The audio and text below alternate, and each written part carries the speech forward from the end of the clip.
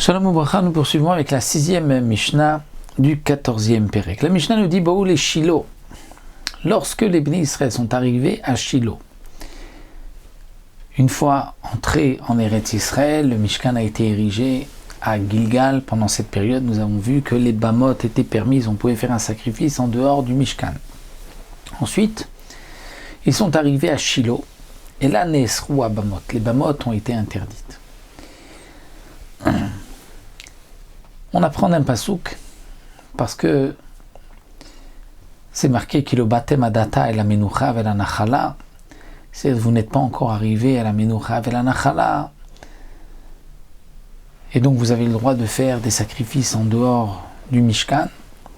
Mais de là on apprend que lorsqu'ils sont arrivés dans la menucha qui est Shilo et la nachala qui est Yerushalayim, on ne pouvait pas faire de sacrifices en dehors du Mishkan et du Beth Amikdash.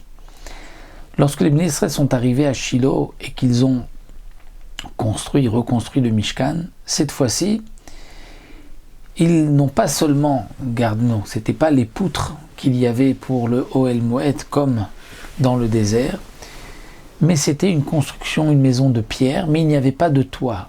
Le toit, c'était encore les tentures du désert. Lo hayasham tikra, donc les Bamot étaient interdites, mais il n'y avait pas de tikra, de plafond, de toit. Et la baït chez la vanim, une construction de pierre, mais les matins en bas, vériot, mais les malades et les tentures en haut. Veyaïta menucha, et c'est ce qui est appelé dans le pasouk menucha, et à partir donc de ce moment-là, les bamot étaient interdites. Kodesh kodashim nechanim b'fnei naklaim, les korbanot kodesh kodashim, comme chatat et hacham, étaient mangés à l'intérieur des klaim, des rideaux qui délimitaient le chatzer. Et kodashim kalim maaser sheni était mangé bechol haroé, le maaser sheni était aussi mangé, non pas dans la ville de Shilo, non pas à l'intérieur des Klaïm, non pas n'importe où, Bechol Haroé. C'est-à-dire, là où on voyait de loin Shilo, c'était là qu'on avait le droit de manger les korbanot shlamim, kadashim kalim et le maaser sheni. Le maaser sheni, ce n'est juste maintenant qu'il apparaît, parce que comme explique le Barthénora, les Bnei Israël, lorsqu'ils sont arrivés en terre d'Israël, pendant les 14 années de conquête et de partage, il n'y avait pas d'obligation de prélever le maaser. C'est seulement une fois qu'ils sont arrivés à Shilo.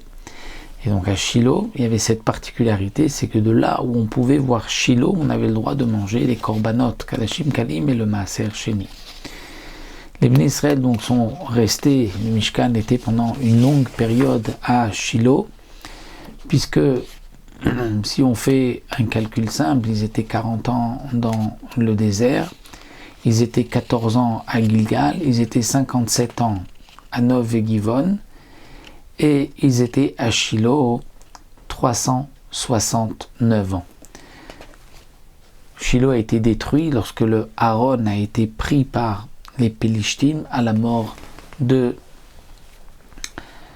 Eli à Cohen, et ensuite le Mishkan a été érigé à Nov. Nov a été détruit à l'époque de Shaoul, ils sont arrivés à Givon. Et donc toute cette période était de 57 ans, comme nous verrons Bezrat Hashem dans la prochaine Mishnah.